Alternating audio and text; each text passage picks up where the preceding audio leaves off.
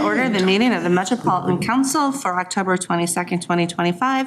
We start tonight by reading our Dakota Land, Water, and People Acknowledgement, and tonight I'm turning to Councilmember Osman.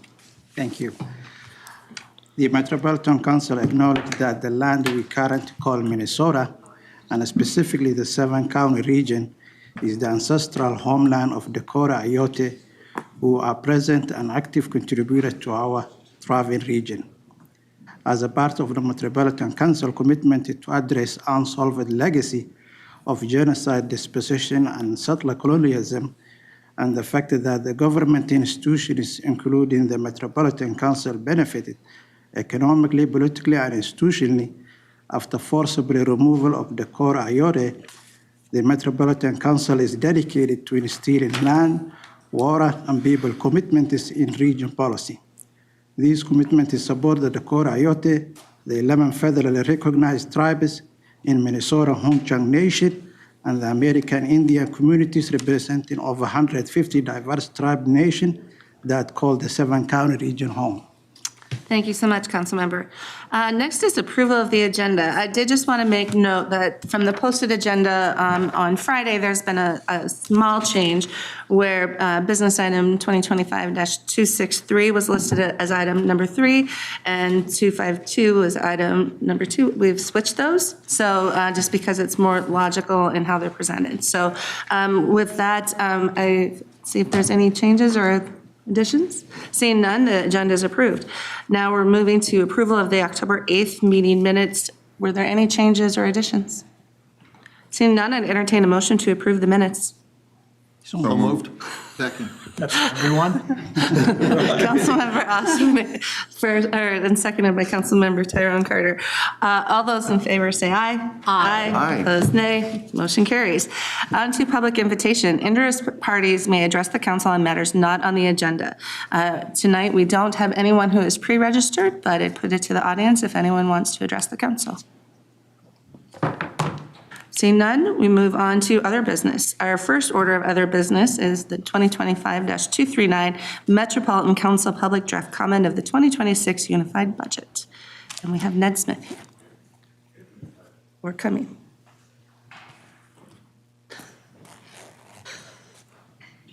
Or is it Judy? Oh, he's coming. You're up. Thank you, Madam Chair. We have got quite a few items on our agenda tonight, so I just wanted to make sure that a couple that will be following this are in order. So thank you for your patience with me. Madam Chair and council members, this is business item 2025-239. It is adopting the public comment draft of the 2026 Unified Budget. This item requests that the council adopt the proposed 2026 Unified Budget for the purpose of gathering public comment. The property tax levies are consistent with those approved by the council in August. Changes to the operating budget from the adopted August preliminary budget were presented and discussed at the council's meeting on October 8th. The capital program is up to date with amendments approved by the council in 2025, and it includes planned and authorized projects through 2031 and is consistent with the presentation made to the council on October 8th. Budget changes necessitated by new information and economic factors are expected and may be incorporated into the budget prior to our final adoption in December. Public comment for the record will be accepted via phone, mail, or email until 5:00 p.m. on December 3rd. The public will also be allowed to provide comment at 6 p.m. during the council's meeting on December 3rd. Madam Chair and council members, the proposed action is that the Metropolitan Council adopt the public comment draft of the 2026 Unified Budget. Thank you, Councilmember. Is there a second? Second. Seconded by Councilmember Cedarberg. Is there any other discussion? Seeing none, we move to a roll call vote. Okay. Johnson? Aye. Councilmember Chambliss is absent. Dr. Tyrone Carter? Aye. Pacheco? Aye. Lilligren? Aye. Osman? Aye. Cameron? Morales? Aye. Dr. Cedarberg? Aye. Oh, sorry. I'm sorry. Councilmember Lindstrom? Is there something you'd like to tell me? Aye. Thank you. Jenkins? Aye. Lee? Lee is absent. Carter? Aye. Obishakin? And Wolf? Aye. And with that, business item 2025-239 is approved. And we move on to the items on consent. There are 11 items on consent this evening. I entertain a motion to approve the items on consent. So moved. Moved by Councilmember Johnson and seconded by Councilmember Morales. Is there any other discussion? Seeing none, all those in favor say aye. Aye. Opposed, nay, and the items on consent are adopted. Turning to reports to standing committees, tonight we'll start with community development. We have Councilmember Lilligren. Yeah, thank you, Madam Chair. Community Development Committee brings one item forward on the non-consent business agenda. It's item 2025-267. It's a series of approvals relative to our Small Communities Planning Program and our 2050 Planning Assistant Grant Program eligibility criteria requirements. Just in summary, every decennial planning cycle, the Metropolitan Council provides planning assistance, grant updates to communities and to local comprehensive planning. At the start of each planning cycle, the council evaluates the criteria for assistance and identifies eligible communities based on demonstrated need and financial capacity. Starting in November 2024, the Land Use Advisory Committee, or LUAC, and the Community Development Committee, or CDC, reviewed in-depth analysis, discussed a variety of options, and identified a set of eligibility criteria for two programs. First is a new small communities planning program that will provide direct professional planning and engineering services to help 29 of the region's smallest communities. The second is our 2050 Planning Assistance Grant Program, and that will provide financial assistance through non-competitive grants to 64 local governments, 2 counties, which plan for 10 townships each, and one group of up to 17 participating communities in Dakota County working collaboratively on their plan updates. The eligibility criteria and the proposed action are based on population as a proxy for need, adjusted net tax capacity per capita of a community relative to the regional average as a proxy for financial capacity, and a consortium approach utilized for townships and very small communities in rural settings or where the county still manages land use planning for the townships. The two programs will work together to provide direct technical and financial assistance to up to 103 communities in the region. Maps and a list of individual communities eligible for these programs based on the criteria and the proposed action are included in the business item. And today's action addresses the eligibility criteria for these two programs. A future business item will come before the council to determine the program budgets and grant award amounts for individual communities. Therefore, Madam Chair, I move that the Metropolitan Council adopt the eligibility criteria for the new 2050 Small Communities Planning Program and for the 2050 Planning Assistance Grant Program as detailed in the business item.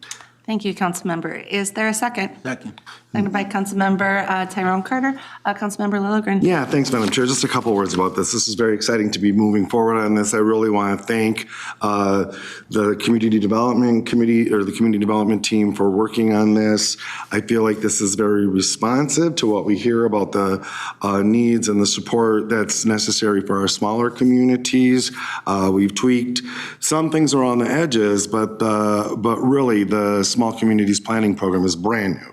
And I'm very excited about it. And we will step in and help these smaller communities that have limited staff and maybe limited resources by doing with them their comprehensive planning. And I feel like that has been very responsive. Our committee has been very interested in this for a long time. And we had some lead up time before our Imagine 2050 process. And so I'm thrilled to be moving forward with this. And I want to say huge thanks to our staff for getting us to this point. Thank you. Additional questions, comments? I'm just going to add on to that and say thank you. I think and to the Community Development Committee and to LUAC, I mean, to me, having been part of, having in my prior role, representing a number of smaller communities that benefit from the Planning Assistance Grant Program, all of that, this was a really thoughtful approach.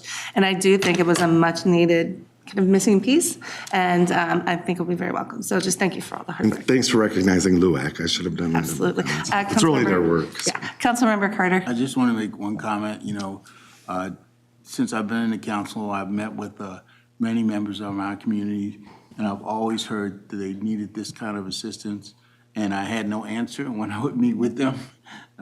And I'm glad to see this happen, and it's hats off and a high five to everybody that worked on this. Good. All right. Any other questions, comments? Seeing none, all those in favor say aye. Aye. Opposed, nay. Motion carries. Thank you. There are no reports tonight from the Environment Committee, and I'm turning to the Management Committee. Councilmember Johnson.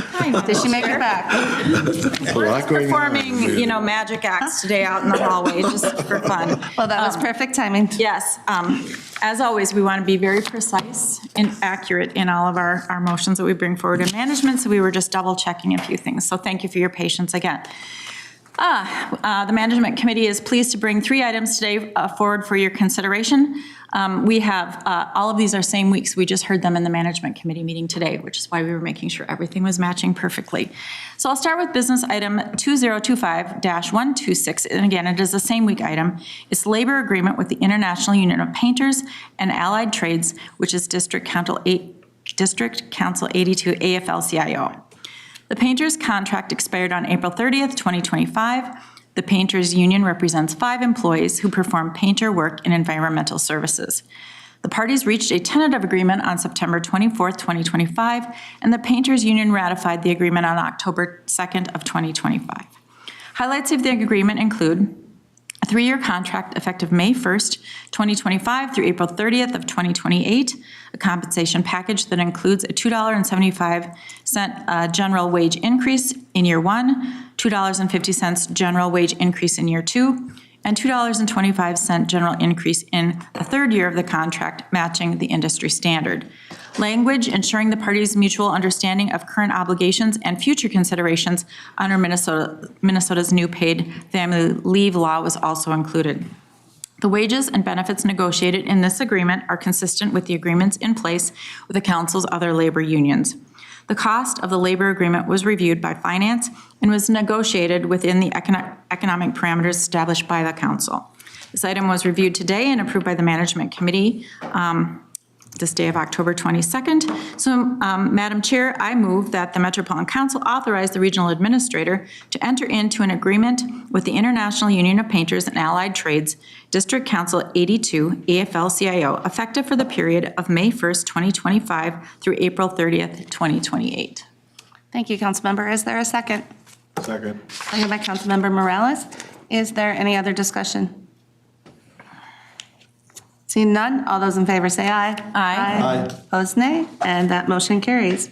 Now we're on to, back to Councilmember Johnson. Thank you, Madam Chair.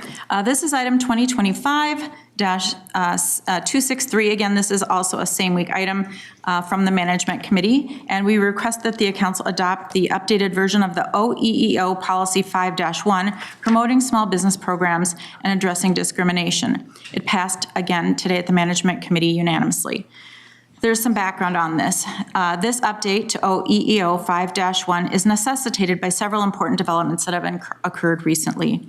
First, our 2025 disparity study revealed evidence that illegal discrimination has prevented and continues to prevent minority-owned and women-owned businesses from competing fairly for council contracts and other governmental work in our region.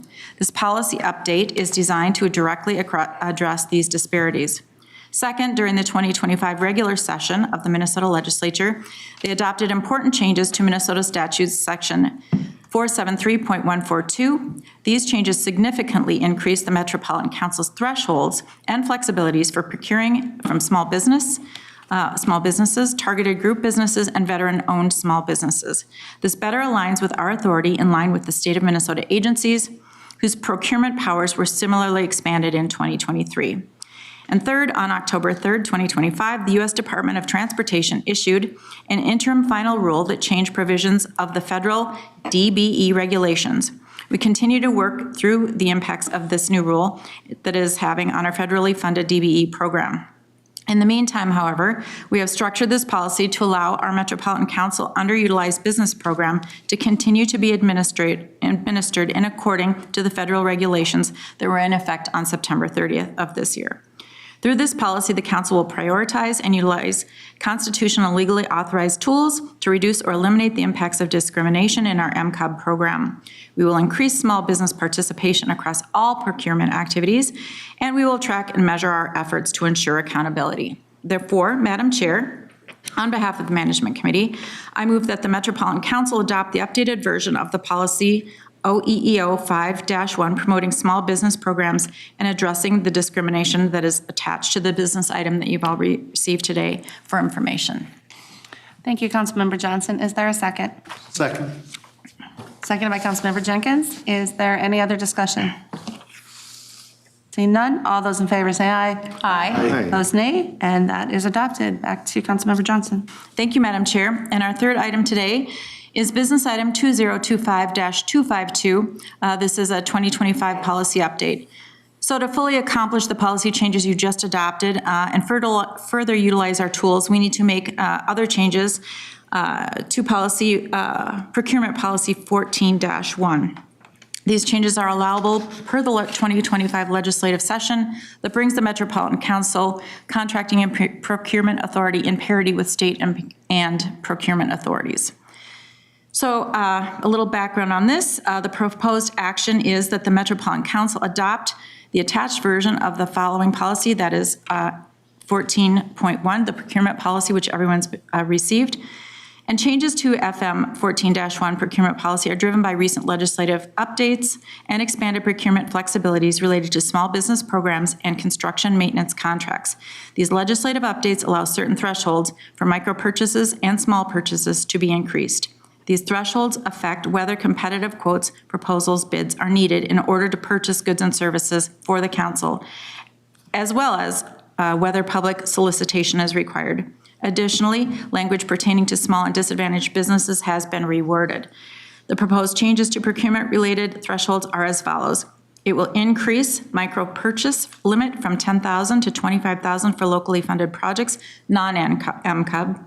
Increase micro purchase limit for locally funded MCUB purchases from $25,000 to $100,000, and increase small purchase thresholds for construction and maintenance projects from $175,000 to $250,000. And with that, that is the action for consideration by the council. Very good. Thank you, Councilmember. Is there a second?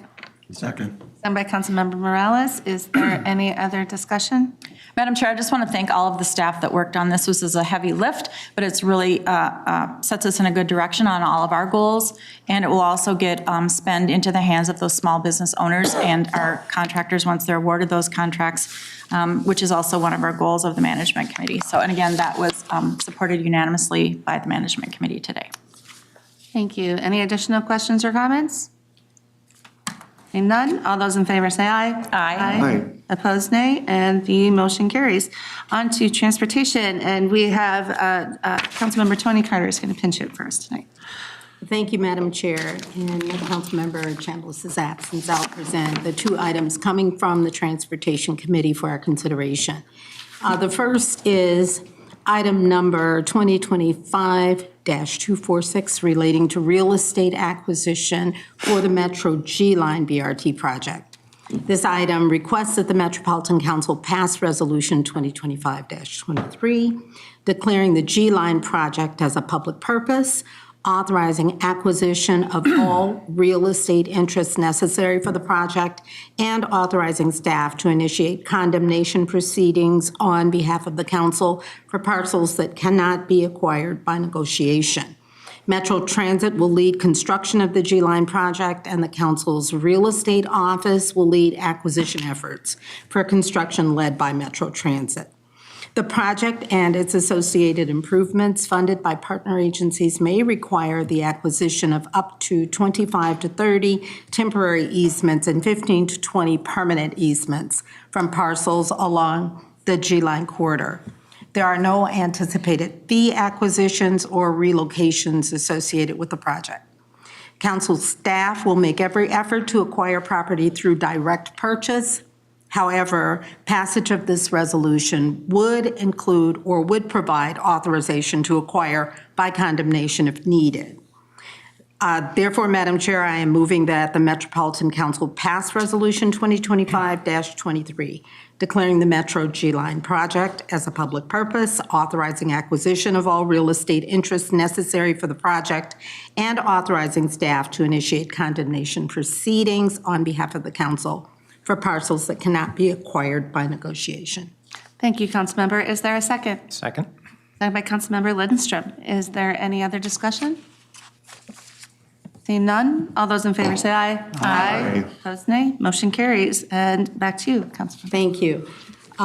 Business item number 2025-256, request authority to enter joint powers agreement as a contractor to MnDOT for operating bus service between Big Lake, Elk River, and downtown Minneapolis.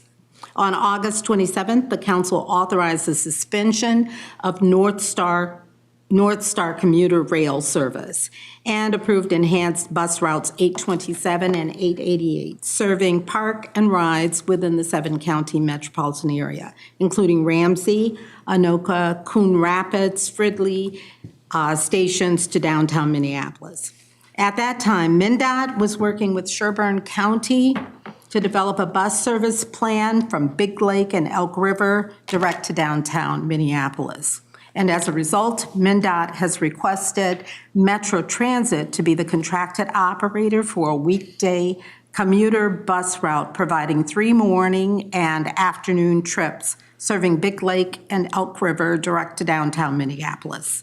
The performance of the service will be evaluated at regular intervals with MnDOT and local stakeholders. This is a 2-year agreement, and it will have no net cost to the council. Therefore, Madam Chair, I move that the Metropolitan Council authorizes the regional administrator to negotiate and execute contract number 251100, a joint powers agreement with the Minnesota Department of Transportation for the council to operate commuter express bus service between Big Lake, Elk River, and downtown Minneapolis at no net cost to the council. Thank you, Councilmember. Is there a second? Second. Second by Councilmember Osman. Is there any other discussion? Seeing none, all those in favor say aye. Aye. Opposed, nay. Motion carries. Thank you very much. There are no joint reports this evening, but we do have something on other business, which is business item 2025-274. And I believe we're welcoming back Kristen and Sarah again. We're going to be very brief, so we're going to just stand this afternoon. Yeah. So for the record, my name is Kristen Ribaturas. I'm a manager in community development research, here with my colleague Sarah Nelson, a senior researcher, here to initiate action on the Outcomes Measurement Program draft amendment. As promised last week, and the week before that, and the week before that, and the month before that, we are here today to ask for the authorization to release this amendment for public comment. As I said, we'll be very brief, and our remarks today primarily focus on the changes that we've incorporated into our draft amendment as a result of the conversations we've had with all of you in the last couple of months. Just very quickly, the business item does elaborate on this a bit, but I want to just quickly walk through some milestones, because today, even though we've been talking with you a lot lately, this is really the culmination of work that began in 2023. Prior to the adoption of Imagine 2050, we spent time reflecting on our 2040 indicator work. As we were completing those final updates, we shared some lessons learned that we hope to bring into this work, and presented that to you in early 2024. After Imagine 2050 was adopted, that really ramped up our efforts, particularly on developing those proposed measures with our policy staff across the council. We noted in this presentation that designing like a perfect slate of measures that is going to tell us everything we want to know about the implementation of Imagine 2050 was not going to be possible. And spending too much time doing that can derail momentum.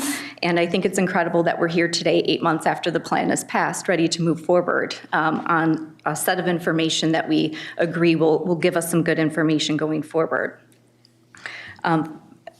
After intensive work over the summer with our policy liaisons, we've been back frequently to affirm this program direction with you, to dive deeply into some of the proposed measures.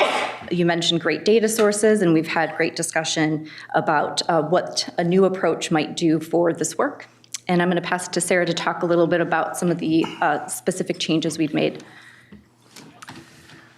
So the first part of the amendment is the program narrative, and that's really the description of the program, what it is, and how it works.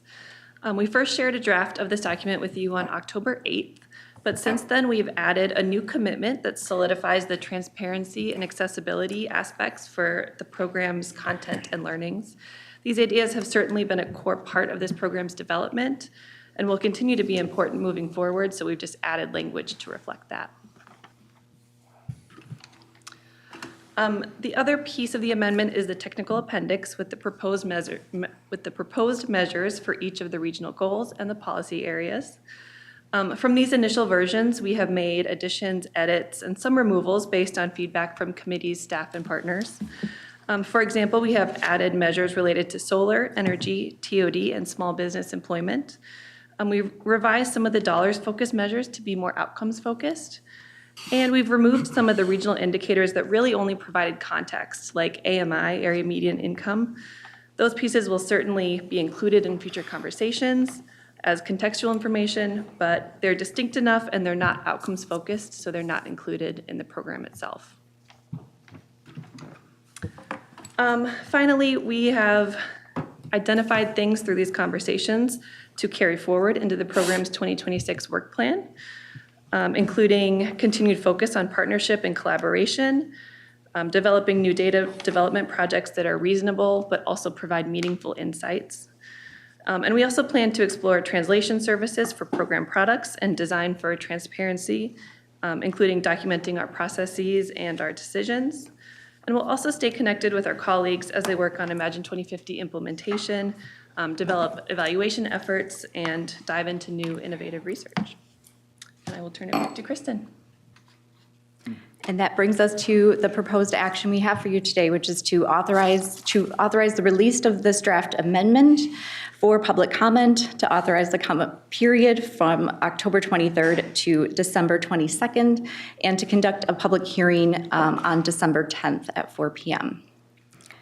And Madam Chair, just before I turn it back to you, I just want to acknowledge the trust that we sense coming from you in taking this new approach. We really appreciate that.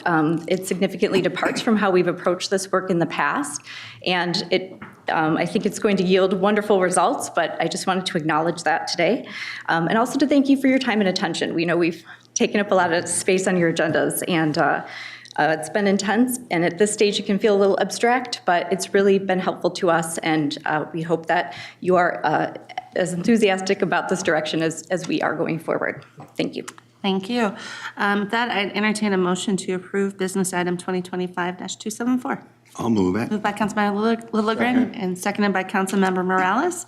Is there any other discussion? Councilmember Lilligren? Yeah, thanks, Madam Chair, and I really want to thank Kristen and Sarah for their work on this, and I'm very excited about this, and it does feel like a departure, kind of a new way of approaching this, so it's going to be learning and adapting, and I think that's to be expected as we go forward, but as a policymaker, I really like this approach where it feels to me we'll have sort of more context and maybe deeper understanding of some of these measures and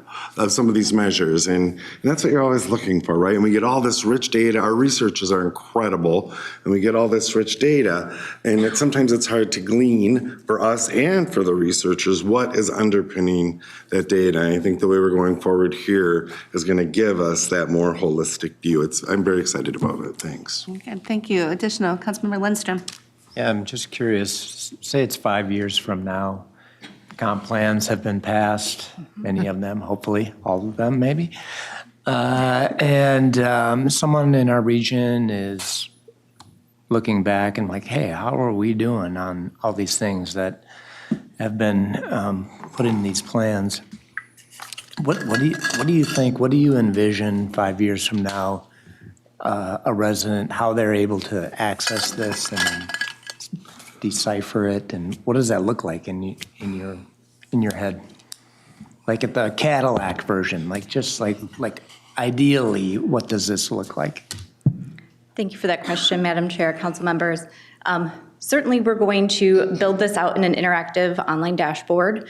I think that we're going to have a nice running record of various engagements that we've had where folks have taken the time to put together information that feels meaningful related to the measures and the policies and describe that. So they will have kind of small narratives built from the proposed measures to draw from. So perhaps their interest they will see kind of their interests represented in some of that work, or they'll be able to filter this work, filter the various data points and bring them together, and the information should tell a story about what is taking place in the region, or kind of what's happened so far. It'll be an ambitious effort, but I think we're there with the tools that we have now and the expertise that we have now. Yeah. Wonderful. Thank you.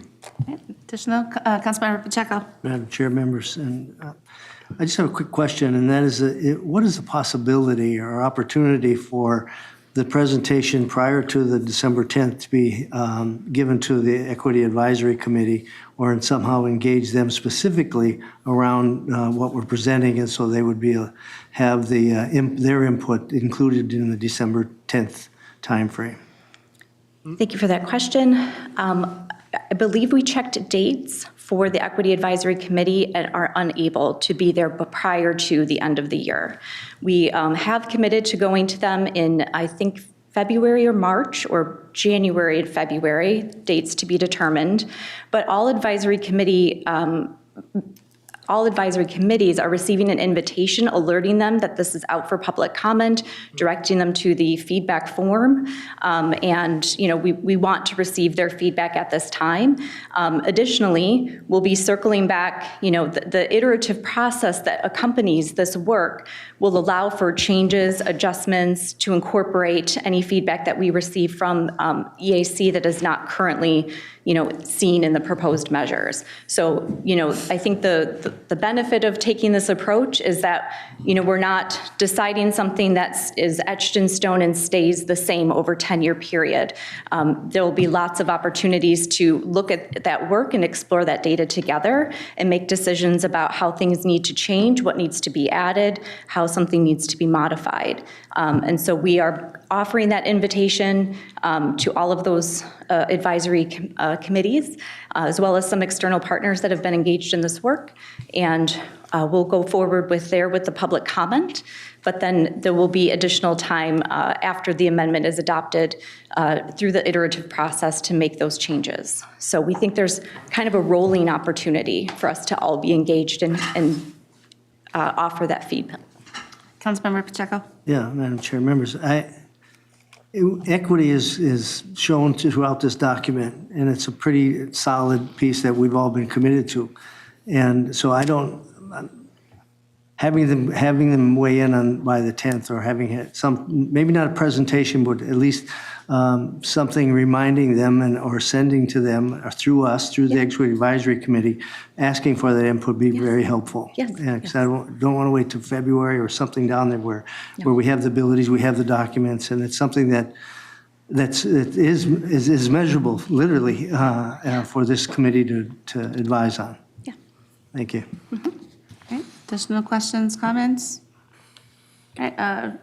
Regional Administrator. Thanks, Madam Chair, and we'll work on that, Councilmember. But I think just as we hit another kind of milestone piece here as the plan moves along, there's a scaffolding element to all of this work that plays out over long periods of time. And the one part I just wanted to reflect on is whether we're talking about the measurement or the overall vision of the plan and how this plan was done in a more integrated fashion, which you've talked about through one of the last three presentations. I can't recall which one.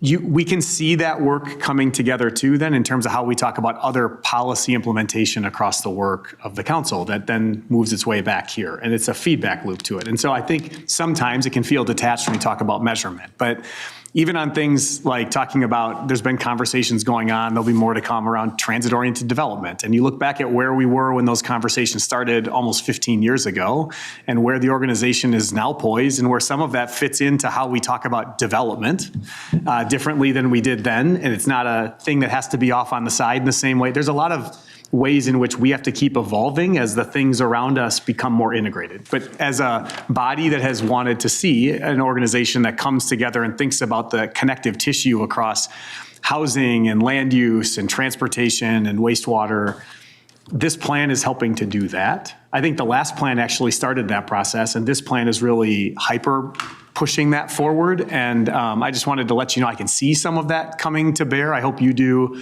as work comes through committees as well. But I wanted to lift that up and acknowledge the measurements, another important piece to that. All right, any additional questions, comments? I'll just add a couple of quick things. So I'm excited about this because like my little note here was you only understand the impact of policy by measuring the outcomes.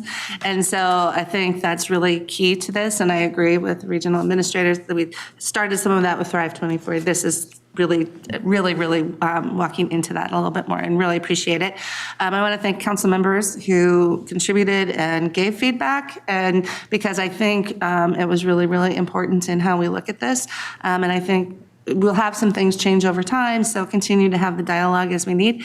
I also want to thank the two of you because we had several meetings and you were willing to stretch us out over a couple of meetings. I think it was actually very helpful because it gave us all time to think a little bit more. I think we had better conversation because of it. So I really want to thank you because I know this took a lot of time. So very much appreciate it. So with that, if there's no other questions, all those in favor say aye. Aye. Opposed, nay. Motion carries. Thank you. Good job. All right, now we are on to our information item. Tonight we have the regional indicators presentation from Greater MSP. And we have Nathan Arnosti and Julia Silvas here to present. Welcome. Well, thank you. What a conversation to follow with a data item. So we are with Greater MSP. And thank you very much for the time on your agenda. We really appreciate the broad partnership we have with the Metropolitan Council. This regional indicators dashboard you'll see is something that we've partnered on for over 10 years and have incorporated in a number of other kind of efforts that we work on. So I am in control of the slides that you told me. So here we go. All right, there are mug shots, so you know who you're looking at. And then just to highlight where the Metropolitan Council has engaged on the regional indicators, you know, the Met Council has been a sort of marquee sponsor, you'll see on the front page, but also we've had really deep engagement with the research team, you know, not just in pulling it together for this year, but in the development process of the dashboard, which started in 2015 and you know, has evolved quite a bit over those years. The dashboard is meant to answer the question, how is the region doing? How are we doing in our economy? But also it's a holistic picture. So we are also dealing with a lot of data and information and trying to make meaning out of it. The audience for the dashboard is not just policymakers, but civic leaders, business leaders, you know, residents. There's a lot of data on there. We have found over the years that it is important to have that view that is both economic, but also includes things like the environment and livability and transportation, and that's been a powerful piece to help drive more alignment and knowledge in the region. It's sort of our thesis that you can't understand where we need to go if you don't understand where we are. And that's really the purpose of the dashboard.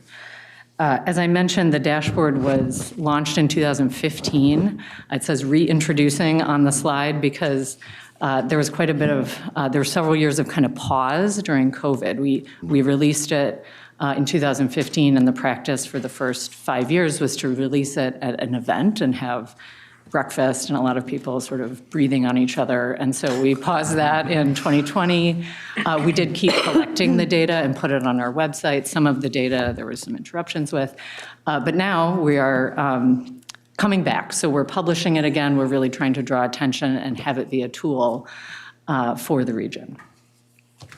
And I am going to go on to peer region. So one of the things that makes the dashboard unique is that it's holistic. I mentioned that. Another thing that we've found over the years that really makes this a useful tool is that it's benchmarked. So it's benchmarked against 11 peer regions, which you can see on this map. I'm happy to answer questions about it, but just to sort of go through some of the most common questions we get. The peer regions were chosen in the beginning based on sort of economic analysis, population size. We wanted to choose regions that had a relatively diverse economy like ours. We tried to pick regions that were kind of in the ballpark of our population. And then there were a couple regions that were like, we can't not have Chicago. I mean, they're a lot bigger than us, but it would seem a little silly not to have Chicago in the mix. We also looked at, there were a few more sort of qualitative considerations when we were pulling these regions together based on who are we competing against when we're looking at where students are going and for talent, or where companies are looking at investing. And so that's a little more qualitative, but also informed the selection of the regions. We did tweak the regions in 2018. We took kind of a look at what we had seen in the first 3 years of data. We removed Phoenix because Phoenix was mostly in the bottom of many of the indicators.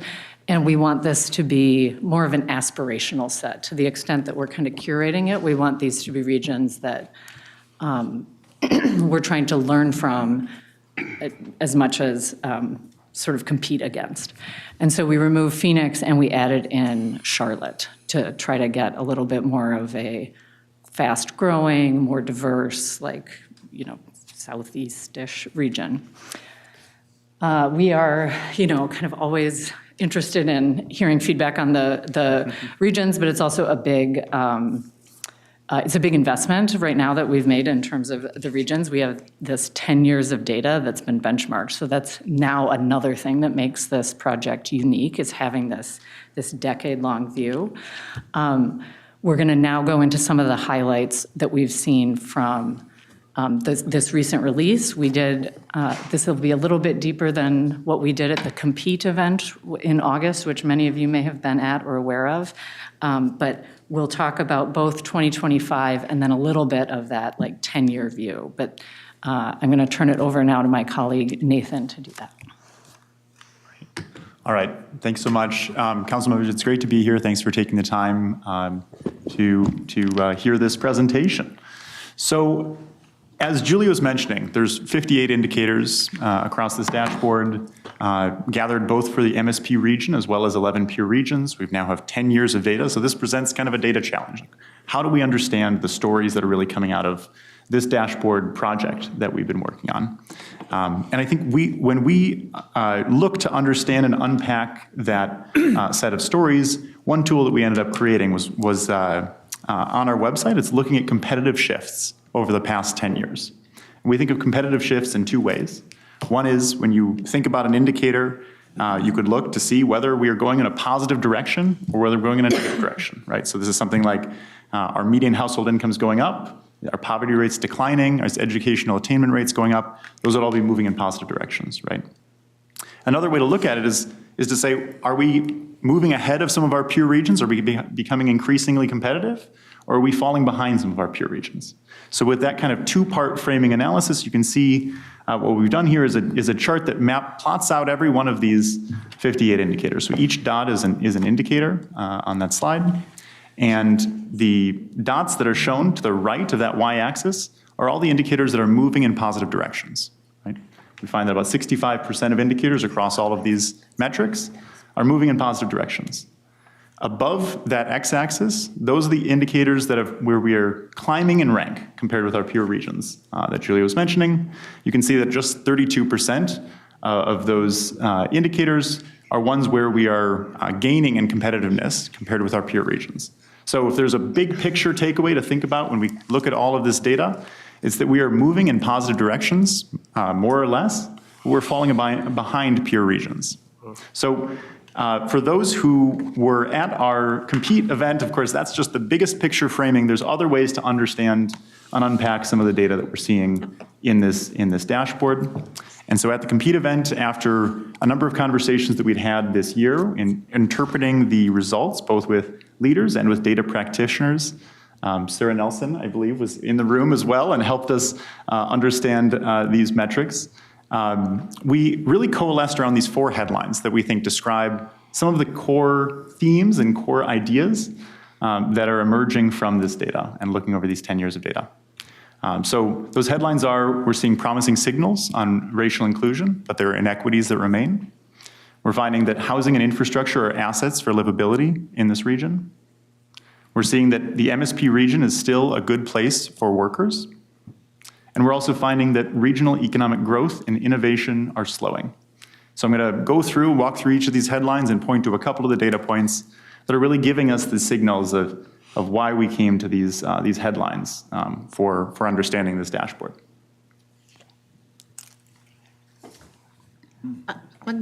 Yeah, of course. Quick question. Yeah. I'm going to buy you a second to drink the water. Thank you. Yeah. I want to just make a crosswalk with a recent presentation we had here on an update from our team related to the SEDS piece of work going on.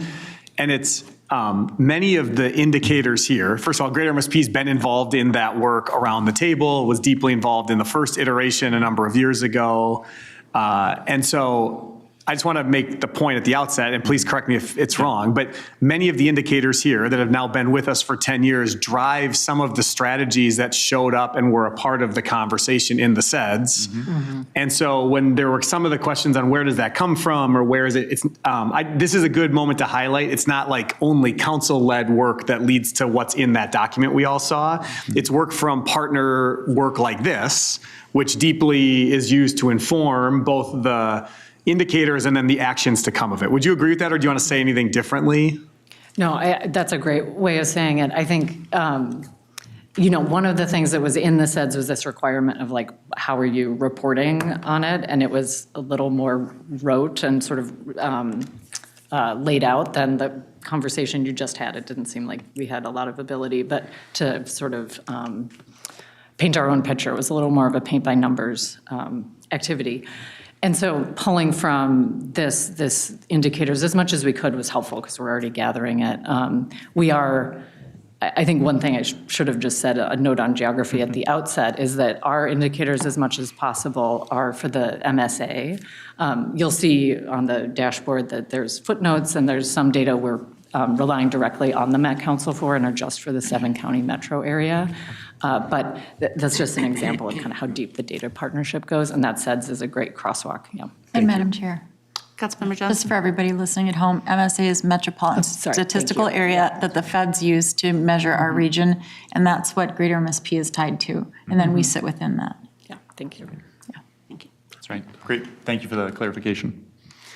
So to the first headline, promising signals on racial inclusion, but inequities remain. Well, what we're seeing here is that, for one, the employment gap between white workers and workers of color in this metro area are now 6%, down from 13% in 2015. So we were previously 12 out of 12, bottom of the pack in this peer set. We have increased our competitive rank by 2, right? 10th, of course, I don't think is something that anyone would want to aspire to. There's a lot more progress to make here, but this is a notable improvement both in terms of the level and in terms of our competitive ranking. Looking at wage gaps between white workers and workers of color, we're seeing that these are now 23%, down from 32% in 2015.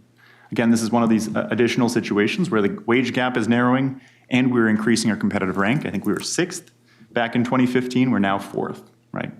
And Madam Chair. Yep. Just on that point, and of course, Yep, when you disaggregate the data, Yep. your numbers are moving around. And so this is everything combined. So, Yes. we just know when we pull it apart, then you'll see certain, races that are spiking or whatever. So and you all know this, right? So it's a number, but when you dig through it, there are some good news, but then there's more work to do, I'm sure. That's absolutely true, and we did disaggregate the data. So I have a slide we can go to at the end in the appendix to really unpack that, if there's interest, right?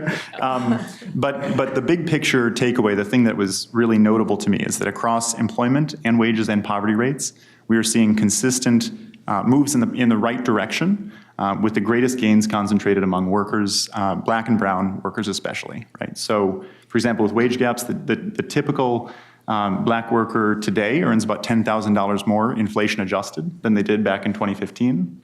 The typical Hispanic worker earns about $12,000 more today than they did back in 2015. So those are the two largest. I think the typical white worker earns about $2,000 more.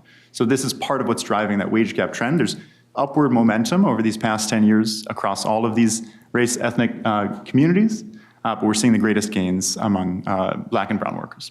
So let's appreciate that point.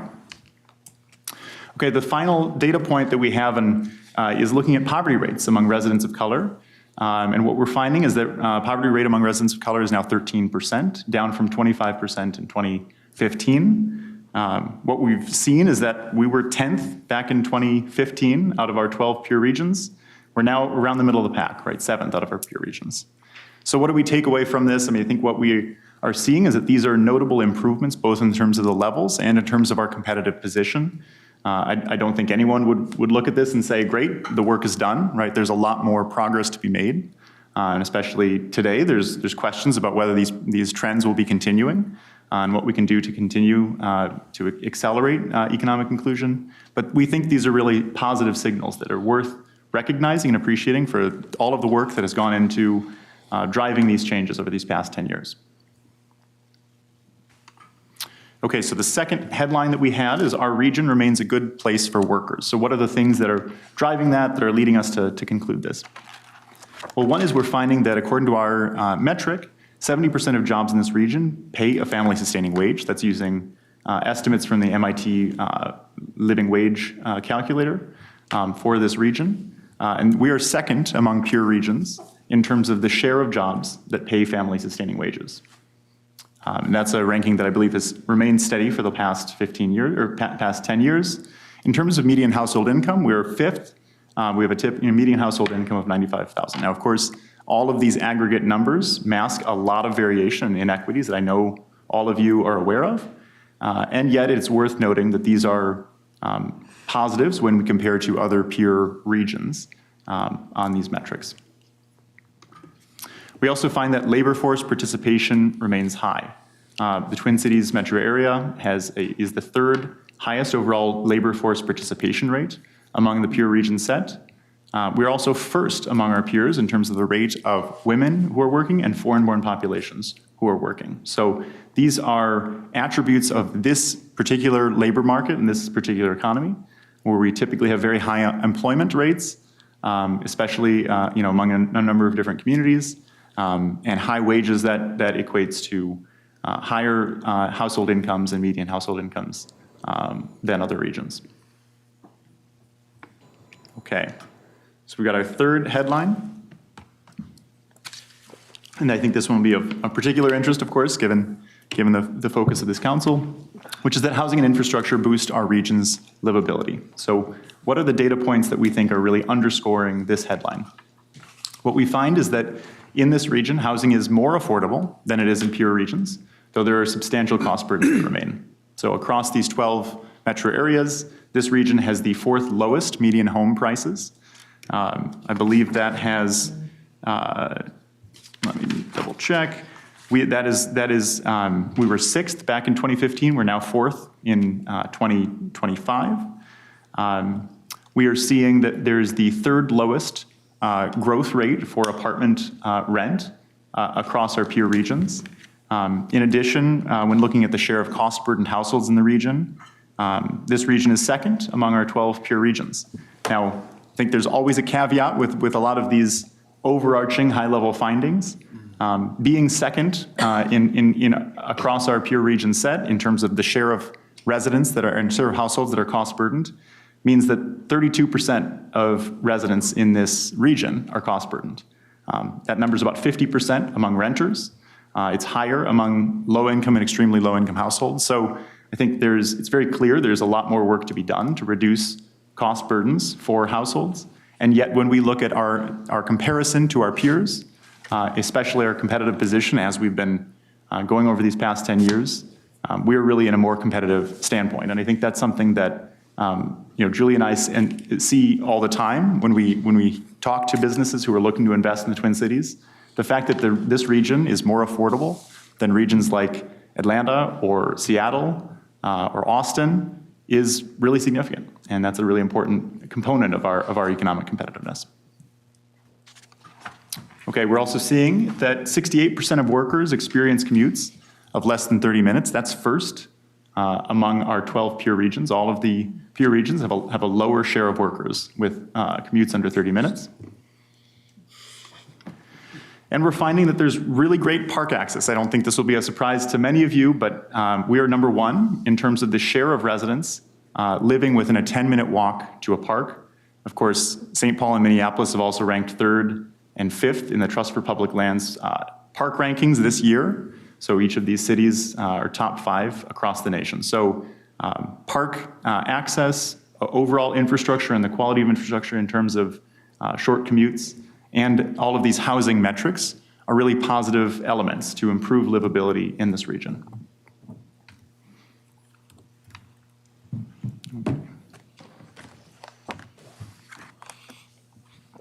All right. And our fourth headline is perhaps one that we're especially focused on at Great Ormond Peak, because this is something that we think about a lot and try to understand, which is that economic growth and innovation in this region is slowing. So what are the data points that are really leading to this conclusion? For one, we're seeing that our region's gross regional product growth has slowed to about 2% year over year. That's 9th out of 12 peer regions. We're finding that job growth rates, that we continue to add jobs in this region, but they've slowed to 2.9%. That's 11th out of 12 peer regions. We also see one of the metrics that we look at is net migration rate among young adults. So this is people aged 25 to 34. We're looking at the number of young adults that have left the region compared with the number of young adults that have stayed in the region and come to this region. And what we found is that net migration rates have dropped over the past 10 years in real and in relative terms, right? So the metrics that I wanted to make sure I get this right, is 10 years ago, back in 2015, there were about 13,000 young adults that were moving to this region on net each year. Now we're around 7,800, right? And we have fallen 2 spots. So that was back in 2015, we were 8th in terms of the total number of young adults that are moving to the region. We've fallen to 10th, right? So this core demographic, which we rely on for many reasons, right, to start families, to add innovative ideas to existing businesses, to start businesses, or to join startups, is a really important demographic, and we're seeing a decline here. And then across a number of key metrics around entrepreneurship and innovation, we're also lagging across our peer set, right? So we are 8th overall in venture capital investment across our 12 peer regions. We're seeing actual declines in small business loans and the amount of small business loans and the amount of exports coming out of this region when you adjust for inflation. And we're also seeing that patent rates have declined over the past 10 years. So there's about half a patent less per 1,000 workers produced in this region than there were back in 2015. So all of these together point to a number of worrying signs that this economy that has been typically very stable and relatively strong in aggregate, and that has sustained investments in things like infrastructure and parks and livability and all of these other assets to our region, is slowing down. So this is something that we're thinking about and wanting to invite you to also consider with us. So those are the 4 headlines that we really had. Those are the data points that we wanted to share with you all, that they're promising signals on racial inclusion, but inequities remain. Housing and infrastructure, assets for livability. This region remains a very good place for workers on net, and regional economic growth and innovation are slowing. So some of the questions that we have and that we wanted to share with you all to consider and continue to ask are, first, what are efforts that have played significant roles in driving economic inclusion, and how can they be scaled? Second, how do we ensure housing and infrastructure remain assets for this region? I think we've all seen substantial increases and additional pressures on the price of home ownership. I think one of the data points that we found is that the typical home today that was purchased is about $80,000 more than it was back in 2015 after adjusting for inflation, right? That's a real cost barrier for a lot of families. And third, what will it take to build, scale, and sustain companies in fast growth, innovative sectors to ensure that we can continue to export our products and services across the world, to ensure that we are attracting young adults who are excited about entering emerging technologies, and to otherwise benefit from these high wage, high productivity occupations and careers, and provide these ladders to residents in our region, to these sectors, to continue to drive economic inclusion and other beneficial outcomes for our region. So with that, I'm going to pass it over to Julia. I'm happy to, as mentioned, I've got a couple wonkier data slides in the appendix that we can always get to, but Julia will talk about next steps for this project. Yeah, thank you. Just briefly, so those questions that Nathan kind of ran through came out of a number of the conversations at the Compete event where we released the dashboard for this year. We had people sending questions in online and at table conversations, et cetera. So we plan to continue to try to dig into those questions. Perhaps a little more tactically for the dashboard, we do plan to revisit the dashboard in 2026. So it's been going for 10 years. Releasing it last year or this year, whatever year we're in, was really, let's get back in the practice of pulling this data together, talking about it as a region. And in doing so, we identified a number of quick tweaks that we could make to kind of update it a bit, and realized there are a number of areas where the conversations we were having in 2015 that informed the dashboard have evolved and changed. Things are more integrated now. Things are, there's different ways we talk about things. There's different awareness of, how things are related. And so we do want to take a deeper look and sort of, I think we want to be judicious, since we do have this 10 years of data, in how much we change. And we rely a lot on, just to give a link that probably doesn't need to be said here, but we do rely a lot on publicly available federal data that we want to make sure remains available. But we do want to take a look at, what can we do to update the dashboard? The peer regions would be within bounds to reevaluate. I think that's a pretty high profile tweak to make, or change to make to the dashboard. The peer regions have become something that's been incorporated into other data products. So for instance, the Federal Reserve has a housing affordability dashboard that relies on these peer regions. And it's really helpful to kind of have that common set. But that would be one thing, just to be very tangible, that we'd be looking at to update for 2026. And then we do plan to do another event in 2026. We don't have a date, but you will all be invited. And as Nathan said, I am not sure where we are on time in the agenda, but we're happy to answer questions here or over email or whatever format makes the most sense. You're actually doing fine for time. We're in good great. shape. So there is time for questions. So any questions or comments? Councilmember Tyrone Carter, and then Tony. I did have two questions. We don't necessarily have the answer today, but said the economic growth is slowing. So, and then the other thing that stuck out was peer regions are pulling ahead on key entrepreneurship and innovation metrics. So are those two items related, and where does that tell us we should go? Answer that. Yeah, it's a great question. So I'm going to see if the appendix slides, are still here, and I want to see if I can pull up the, specifically the venture capital funding. So I think there's a very complicated interplay between innovation and growth, right? But there's what we're seeing is that there's definitely a correlation and connection between the amount of innovation that's happening in this region and the overall rates of economic growth, right? And so one measure of that is venture capital funding. And so you can see across this metric, the red line is the MSP region. All of the blue lines are other peer regions. And I think a key point to note is that you can see overall venture capital investment spiked during the pandemic, 2021, 2022, both in MSP and in peer regions. But you can see that most of these other peer regions received billions of dollars in additional venture capital investment for their startup ecosystems.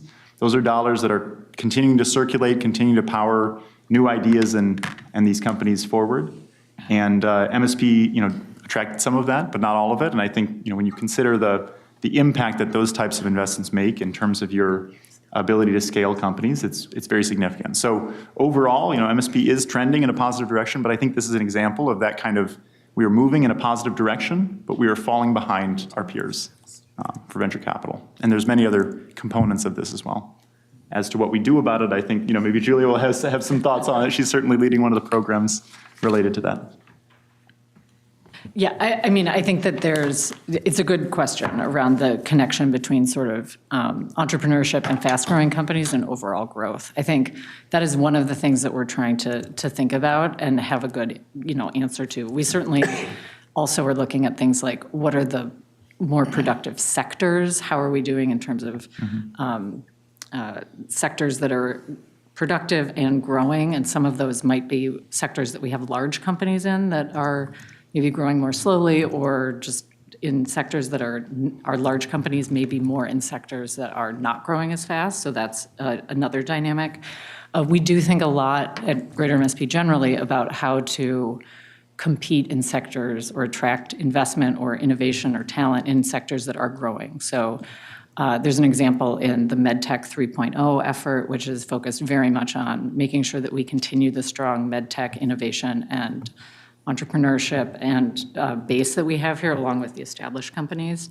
There's also efforts that are more about attracting nascent businesses. So I'm involved with the Minnesota Sustainable Aviation Fuel Hub. That's a very new industry globally, and so we don't have a base of economic strength we're working from. We have a lot of sort of raw resources that make sense to have it here. We're working to try to make sure that we have that investment in Minnesota. All right, Councilmember Tony Carter. Thank you. Thank you very much. It's good to see you and very much appreciate all of the work that's been done through the years on what now are very useful pieces of information for our region. And I know that we haven't been far apart. We've worked together, Met Council, and also in our roles, mine and I wanted to say Ryan, but your title here is Administrator O'Connor at Ramsey County. Thankful to have served with you also. And so I just wanted to just emphasize that during pandemic, so much of the work that we were able to do across the metropolitan area to help lift our economy in those very, very down days was based on the information that we saw. And one area of importance, of course, was small businesses. Small businesses as it relates to the overall economy. Certainly you're pointing out the importance of the entrepreneurial space. And a lot of the work we did was to support those small businesses who support workers, who support families, to be able to lift them up. And I think there are a lot of tools here. There are some significant tools that the Metropolitan Council can leverage. Not enough, of course, but we are doing our best to support housing and jobs and small businesses or entrepreneurs to do this work that will lift our economy.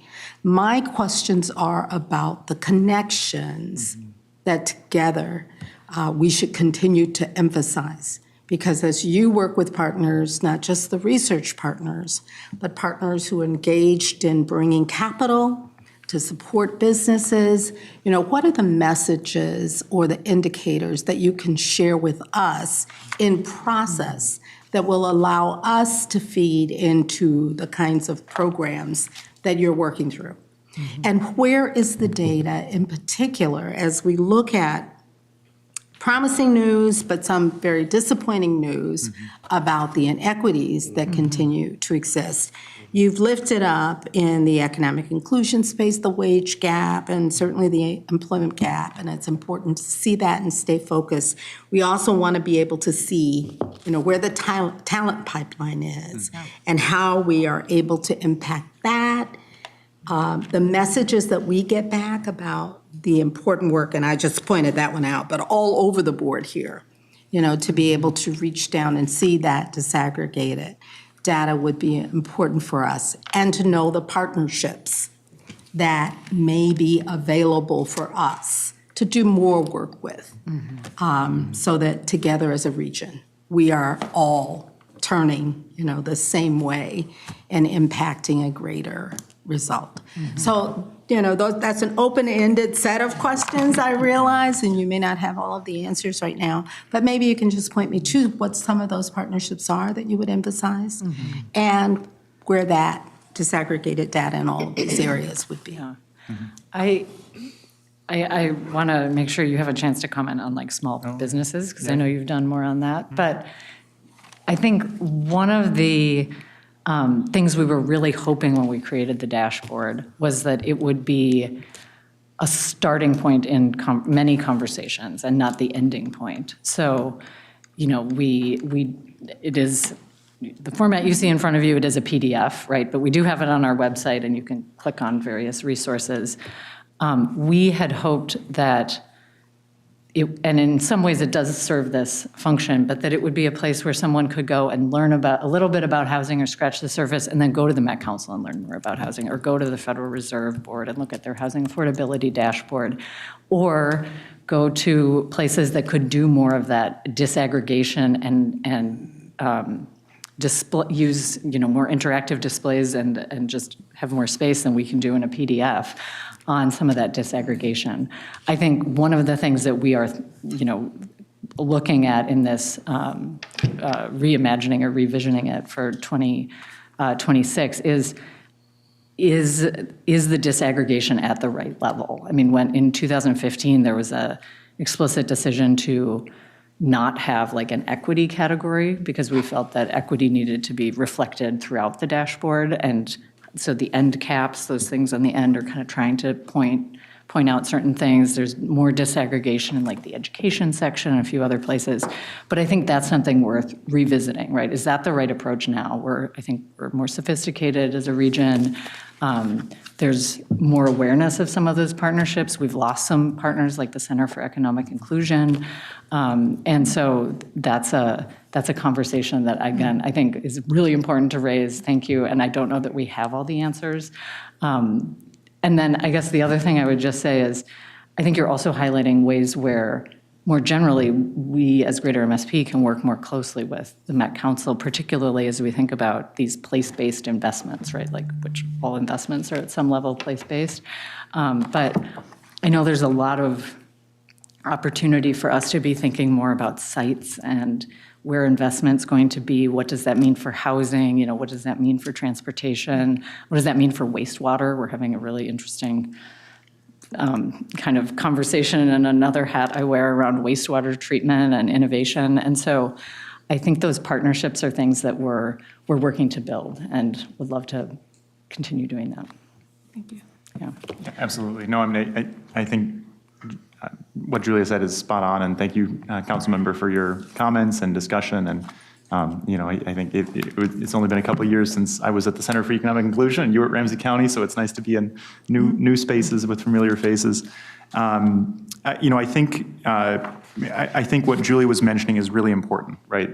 When we understand what the research and intelligence function is and the function of Greater MSP is, it's to really be an actor to align so much of the existing great research and activity that's happening in this region. And I think there's really nearly limitless applications for some of the insights that we are focused on and think would be useful. So one example of this is, as Julia mentioned, the medical device sector is a key one for this region. We're a global leader, a national and global leader in medical device manufacturing. And we were doing an analysis recently that these jobs tend to pay much higher wages than the lowest wage. So even entry-level technician jobs are, $24, $25, $30 an hour. And half of jobs in the medical device space don't require a college degree. So I think that alignment, understanding that this is a real asset that we have in this region, I think could point workforce development providers, community colleges, high schools, and others to thinking about how do we equip young adults, especially young adults of color in this region, with the access to these on-ramps into careers where you can really support a family and have a good paying job. So I think that's, it's those types of alignments and recognizing that there's certain opportunities in certain sectors that I think we are hoping to kind of support and do, but we could not do it by ourselves. I think we're doing this in partnership, which is part of why we were so happy to be here and to speaking with you all and thinking about the ways that these insights can get into the hands of more people who could act on them. Thank you. There's no questions, comments. Councilmember Johnson. Well, thank you for coming. I used to work at Greater MSP a long time ago, so totally thrilled to see this information and connect. And, it's so interesting because when we launched it, some of the caution at that point is, we're going to go year over year. So we'll have 2 years of data, 3 years of data, and when we can start stretching and get 10 years of data, then things can really start to happen. So I know in the dashboard, and it's just the dashboard because you got to dig deeper in all the stuff. But now we've got 10 years. So even in a dashboard like this, or maybe it would be for 2026, it would just be nice to know how do we compare just back to 2015 and whenever that data was, gathered. Yeah. Because, and appreciate that we work with our peer regions, so smart. But, incrementally, it's just like looking at an inch of an elephant at a time. But at some point, we need to look at the whole thing. Yeah.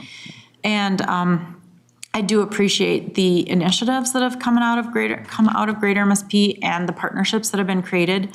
Because, again, Greater MSP is kind of like the nucleus of everything, but you've got to have all the other pieces of it to form a whole organism. So, and I'd be, really curious, too, when it comes to income, we can't, I guess, tell people what they should pay people, but and I've said this before, so this group is probably getting tired of hearing it, but it's the truth that everybody, and I don't think that's an overstatement, when they look at affordability, the tendency is to just go, we need more affordable housing, well, which is very true. But when we're not keeping pace in the region with income, that part seems to fall off the conversation. And so I don't know, with our employers and, the great Fortune 500s and the startups that we have coming, we're still a region that I think is poised to be able to be bolder in that area. But do legislators get briefings on this so that they know what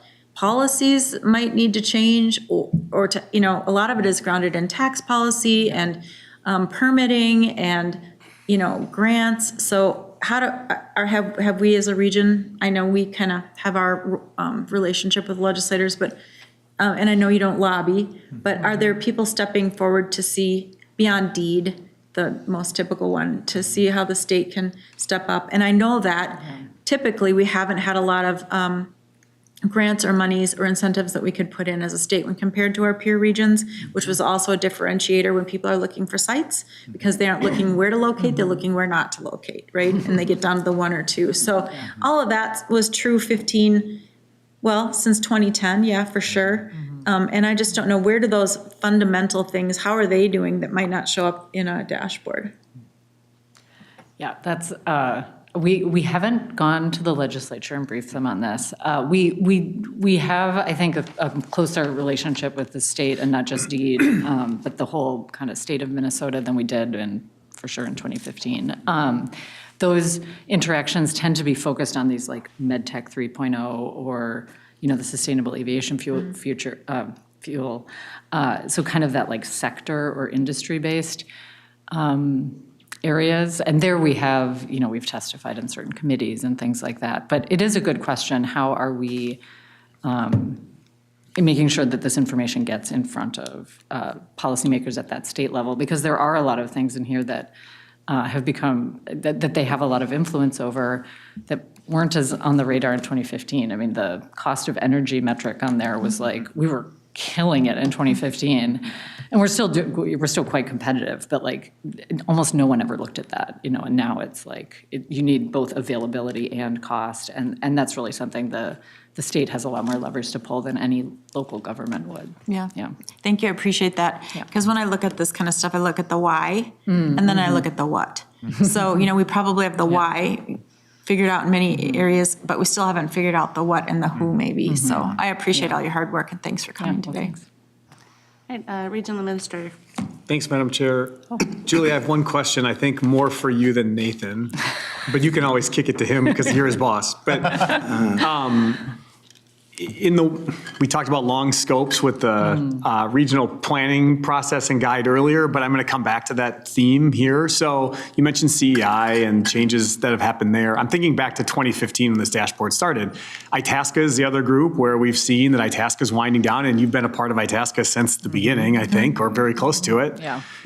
Or for at least a very long time. And in many ways, you know, that group was a part of building the scaffolding with leaders across this region that helped to develop things like Greater MSP and helped to develop things like what we care about in this dashboard and the transit vision that's coming to fruition now. And I guess regions have to change as we go. I'm curious where, or if you have any thoughts, these things can take time to build, but like where going forward, and I'm thinking about this as ICLV happens next week, and this could be a conversation there, I don't know, but I'm thinking about it a lot. Where are those conversations happening now? Where should they happen now?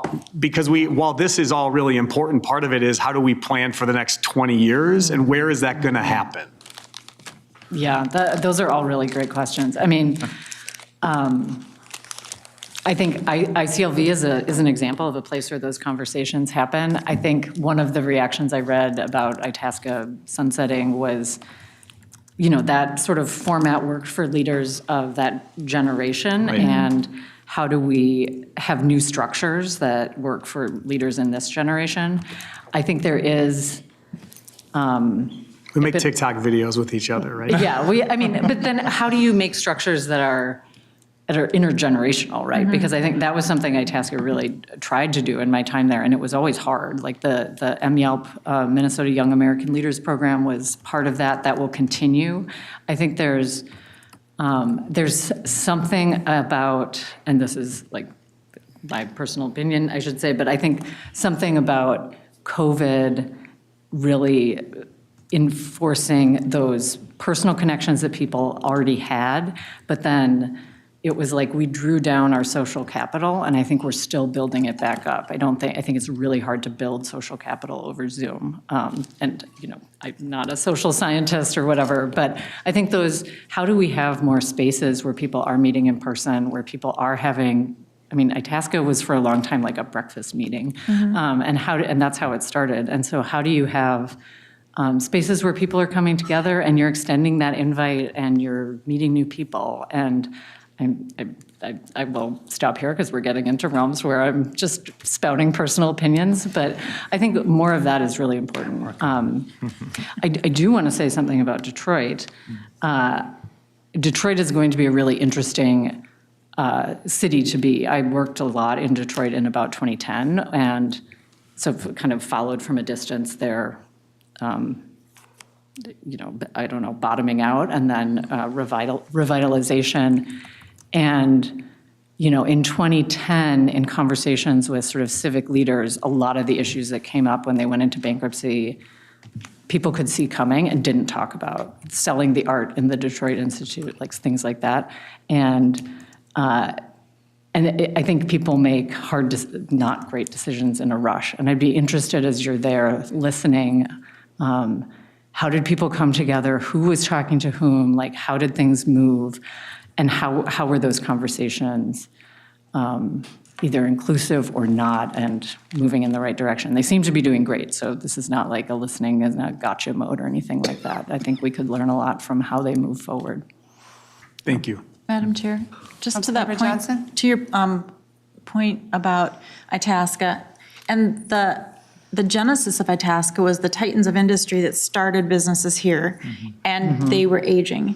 And, you know, what's going to happen when these people who live here, raise their families here, put their heart, soul investment here, what's going to happen is they age out and ownership could change, and that's happened. So the whole point at the very beginning was to build an organization that could have that, those people who were leaders of industry stepping in and continuing to be the, mothers and fathers of our economy here, and that long vision to get us to the next best place. And in that time, certainly a lot of those have gone and the companies have split or sold off. And I say this a lot too, but private equity is a thing now that's coming in and taking up housing and, businesses, and sure, they've got investors and, they're plunking money down in probably all these peer markets. Is that something that you're going to be watching in the future, and how that impacts, jobs and growth? And, because they might have a very different mindset than the forefathers and the founders of Itasca. Because clearly, I think the main goal of Itasca has had, they've had many successes, and that's why we're all here today. But the other piece of it is we haven't replaced those folks. And it was good that Greater MSP, I think, brought them in. We still have great people on the boards. But I think there's something that's shifted that maybe they weren't anticipating. Agreed. I mean, There you go. That you don't even, it's just now what is kind of the question. All right, any additional questions, comments, thoughts? Councilmember Lindstrom. Random thoughts here. Councilmember Cedarburg, I've been taking notes like crazy. Councilmember Cedarburg just asked if I've got it all figured out, and I do. So I thought I'd let you know. No, I don't. I'm not sure if anybody does, but the thoughts that I was thinking about in regards to these three really big critical questions are supportive policies and regulatory policies, legislative policies, like reducing barriers, permitting barriers, tax incentives, that sort of thing, access to capital, which we've talked about a little bit already tonight, venture funds, loan guarantees, those sort of things, the angel tax credit, supportive infrastructure like maker spaces. And this afternoon, thinking about this presentation, I thought about the University Enterprise Labs, which you may be familiar with. It's been around for 20 or so years, connected to the University of Minnesota. We've talked about medical devices and how that cluster is so strong here. And I think University Enterprise Labs has been a part of that. And in continuing that, the next Medtronic and Boston Scientific are right here in River City. I went on their website today and they have like 70 medical devices or biotech small businesses that are just in that one building, connected to the university and connected to each other. And so I was thinking just another theme is connections, and that's a role that we can play too, connecting people with transit and transportation planning. And especially in greater Minnesota with broadband as a key connection point. Investing in talent as another key theme that runs throughout all of this. And on the first question, what efforts have played significant roles in driving economic inclusion? I think you touched on it first, is like first you have to identify the problem, and then you have to put the resources and efforts behind it. So I was thinking, hopefully all of the efforts with the Center for Economic Inclusion, what they have been doing, with the Minneapolis Foundation, which has invested millions, if not more than that, in this efforts, the Northside Economic Opportunity Network, Twin Cities Rise with workforce efforts, like hopefully all of these efforts are paying dividends now. And like you said, we've got a lot of work to do, but I think that would be a good start if anybody's answering that question, is like, this has been a key focus for many different groups over the last several years. And I was thinking about the Promise Act grants those are still relatively new, but that's another legislative effort that hopefully will pay dividends as well into the future. Thank you for that. I'm glad you have it figured out. Yeah, right. Anything additional, council members? Councilmember Carter. Just thank you very much to Councilmember Lindstrom for those thoughts. Lindstrom, I'm sorry. I wanted to ask whether we should also be, in addition to looking at what has worked or what the results have been, where are the gaps that perhaps are not connecting for us to the results that we're looking for? You know, what is missing? And you're right, there's been a lot done. Some of that work, as we've mentioned, has not continued. What gaps have been created as a result of that?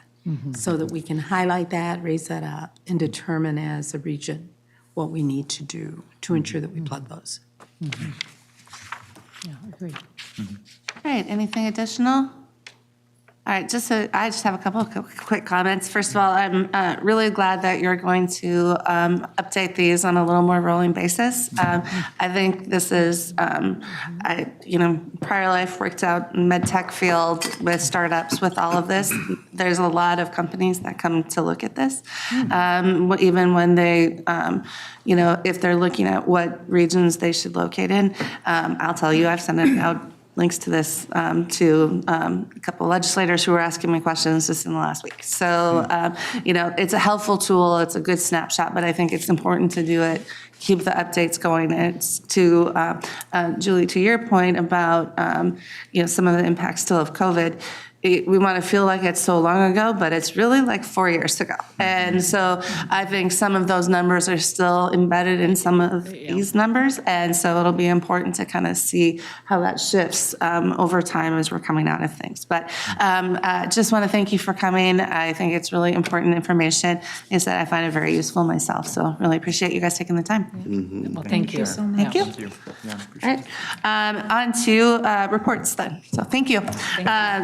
I have one short report. So as you've been hearing about the DBE interim federal rule, I wanted to let you know that we're at a point where we're executing a plan to implement some program and process changes to come into compliance. We'll have another communication out to all of you. I think the good news is we have a path forward. So anything to add? I'll just add that we've been in an incident command structure since October 10th to be able to coordinate resources to be able to respond to the changing environment around us. So deep appreciation to folks across the organization who have stepped into that role and been able to help us respond. It's taken a full org effort because there's a coordination with MnDOT throughout to ensure alignment across the state's broader enterprise. And the goal is to end the incident period on this Friday, the 24th, assuming all goes well here in the next 2 days. Very good news. And I would say outstanding work, Regional Administrator, and also to our Incident Command Leader, Lydia, who did an outstanding job. So, all right, on to reports from council members. Councilmember Lilligren. Yeah, thanks, Madam Chair. I just wanted to make the rest of the council members aware, and in Community Development Committee this cycle on Monday, October 20th, we had a presentation on our HRA, our Housing Redevelopment Authority payment standards. These are payments that we set every year. It's sort of all kind of what is the level of subsidy that that we're willing to pay in our HRA area. There's a lot of pressures on these the resources available for payment standards. I would just generalize really quickly that historically we really prioritize choice, right? So that a renter can choose where they want to live within our HRA area. I believe Director Terry Smith is going to put out this information for all council members. This is an annual event, but it's much more complicated right now due to pressures on these resources. And a couple of things we learned is that the rents are going up. I think we all know that, but they're going up the most for the most affordable units. And even though we saw, even year over year, 23, 24 to 24, 25, the most affordable rents increased considerably. We were kind of in the middle of the pack in 2023. By 2024, we're in the top 10 for the pace of the rent increases, right? So not the highest rents necessarily, as we just saw in this data, but they're going up fast. And so we're going to have to make some decisions by the beginning of 2026 on these payment standards. And especially for newer council members, if you haven't been through this, there's just a lot of dynamic and a lot of pressure. We have excellent staff that can help lead this through. I think we're going to have a committee of the whole presentation, if I'm not mistaken, coming up, or maybe I am mistaken, I don't know. But it's just, it would really benefit you. If you have the opportunity, I would suggest you go back and watch that part of the Community Development Committee meeting from just this last Monday, October 20th. Thank you for that. I was actually going to mention that. And at minimum, there's a presentation on our website that you can go back and look through, and then you can follow up with any questions, especially for new. Councilmember Pacheco. Yes, Madam Chair, members, and I think it's not, if I get it right, it's not October 31st, but either way, I've been asked to make presentation to Sergeant Beverly Rodriguez's family. I'm reading a governor's proclamation, and I've been asked that by the police, our interim chief, as well as the Latino Police Officers Association. So I'll be doing that on behalf of the council as well as the community. Wonderful. Is that at the award ceremony? What's Is that? that at the award ceremony? Yeah, what's? Is that at the awards ceremony? Yes. So all council members, you got an invitation to the award ceremony on October 31st, and we'd love to have as many of you attend as possible. So, all right, additional council member reports. All right, Regional Administrator. Madam Chair, I believe the 1031 reminder or final invite may have come out again today because I saw it cross an inbox. So if you haven't seen it in a while, it's in there and it should be relatively fresh. Other than that, the chair got her feet cold today. I'm going to prompt you on one so you can maybe do it. Parks Bonding Tour today. Parks Bonding Tour. We were out at Spring Lake Park Reserve. So in Dakota County in Rosemount. And we were out there with MMB and some people from the governor's office. Opportunity to showcase one of our beautiful parks. We were happy that the bison did show up. So everyone got to see the bison. We do have somewhat cold feet because it was a little chilly out today, but I'm glad it was today and not yesterday. But overall, it was a really, really good chance to highlight some of our regional parks. A lot of good questions, a lot of good understanding of what we're looking for in bonding, how we work in partnership with the implementing agencies. I would say it was a really great event. So, thank you for doing that. All right. And I suggested ahead of time that she should go out last night and feed the bison in that area to make sure they're in the correct area. But I would like to point out that she has higher standards and said that would not be allowed. So we did not do that. Is correct. I have no other updates, Madam Chair. All right. Thank you. General Counsel? I'll pass. Very good. If there's nothing else, from good of our, we can be adjourned. Thank you.